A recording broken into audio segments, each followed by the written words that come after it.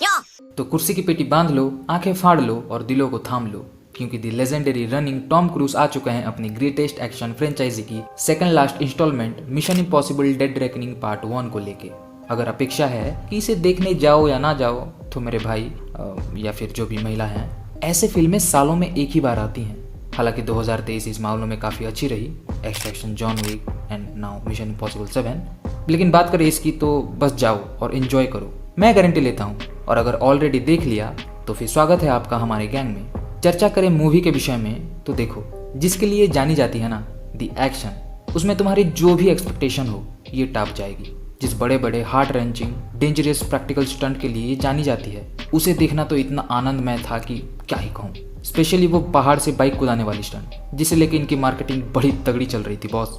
और जब वो सीन आएगा ना, तुम्हारा दिल धड़क धड़क के फटने से बस थोड़ा ही दूर होगा, because the moment you see him riding a bike on the Cliff of A mountain, तुम जान जाते हो कि वो मुहूर्त आने वाला है। और उसकी जो बिल्डअप और पे ऑफ है ना, गजब। और यही नहीं, अभी और भी स्टंट्स हैं, लाइक वो कार चेजिंग वाला, फूड चेज वाला and the most awesome climax में ट्रेन वाली fight scene. I don't know ये टॉम क्रूज नाम का मनुष्य कैसे ये सब चीजें कर लेता है, that to be at this fucking age. Tom sir, you are a fucking prodigy man. Movie की बाकी की कास्ट भी गजब की काम करती है। ऐसा नहीं कि इतने एक्टर्स में किसी को शाइन करने का कोई चांस ही नहीं मिला, ना ना ना ना ना, हर एक कैरेक्टर इंपॉर्टेंट है। एंड स्पेशली हमारी प्यारी एजेंट कार्टर हेली एटवेल की कैरेक्टर ग्रेस, एक हिसाब से ये इस स्टोरी की ना प्रोटैगनिस्ट है, क्योंकि आरंभ से अंत तक इस कैरेक्टर को जिस हिसाब से इस कहानी के धागे में जोड़ा गया है ना, awesome. And apart from her, एक और कैरेक्टर को इस मूवी में इंट्रोड्यूस किया गया है, the so called antagonist Gabriel. और भाई क्या हरामजादा है ये, क्योंकि जिस हिसाब से इसका इंट्रोडक्शन होता है, जिस हिसाब से उसके प्रेजेंटेशन है, उसका जो एक्शन है, it makes him fierce and menacing as fuck. जो इमोशनल बैकलैश हमें दिया जाता है, दैट इज रियली इंप्रेसिव। किसी मेन कैरेक्टर की डेथ हमें ये दर्शाती है कि क्या भसड़ मची हुई है, कितनी सीरियस ये सिचुएशन है।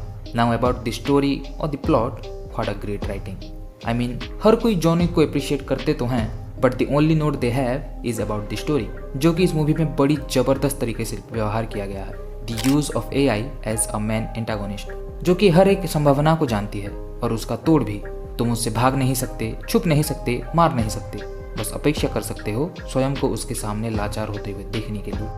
तो US ने एक AI बनाया द एक्जिस्ट नाम से, जो कि हर एल्गोरिदम को स्टडी कर सकती है, लूप होल्स खोज सकती है और फिर अपने हिसाब से मॉडिफाई भी कर सकती है। और जब इसके टेस्ट के लिए उन्होंने इसे रशिया के top secret highly modern submarine में रखा था, तो द एक्जिस्ट ने अपने हिसाब से स्वयं को मॉडिफाई किया ताकि कोई उसे कंट्रोल ना कर पाए, और फिर बागी बन के उस सबमरीन को ध्वंस कर दिया।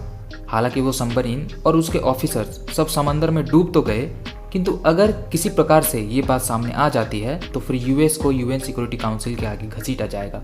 और द एक्जिस्ट के इस सोर्स कोड को पाने का बस एक ही चाबी है, जो कि अब 2 हिस्सों में बढ़ चुकी है। तो बस अपने ईथन हंट को इसे रिट्रीव करना है और फिर द एक्जिस्ट को एक्जिस्टेंस से मिटाना है, and then everyone will live happily ever after. Honestly, जिस हिसाब से इन्होंने AI वाले प्लॉट को व्यवहार किया है ना, आई एम इम्प्रेस्ड। सच में तुम्हें कुछ चीजें ना सोचनी पड़ेगी to feel the depth of it. तो हाँ, it's definitely a theatre watch. Tom Cruise को दौड़ते हुए, एक्शन करते हुए देखना किसे पसंद नहीं है भला। और कुछ नहीं तो कम से कम हेली एटवेल का सुंदर सा चेहरा, वेनेसा कर्बी की डेडली स्माइल विद एल्कोहलिक आंखें और रेबेका फर्गसन के एक्सप्रेशन तक देखने मिल जाएंगे। और इतने से भी मन ना भरे तो अपने legendary OG trio Ethan, Benji और लूथर की जुगलबंदी देखने मिल जाएगी। सो यस, जाओ और इंजॉय करो। मैं चला जॉन विक और ईथन हंट को कंपेयर करने। सायोनारा, जय हिंद।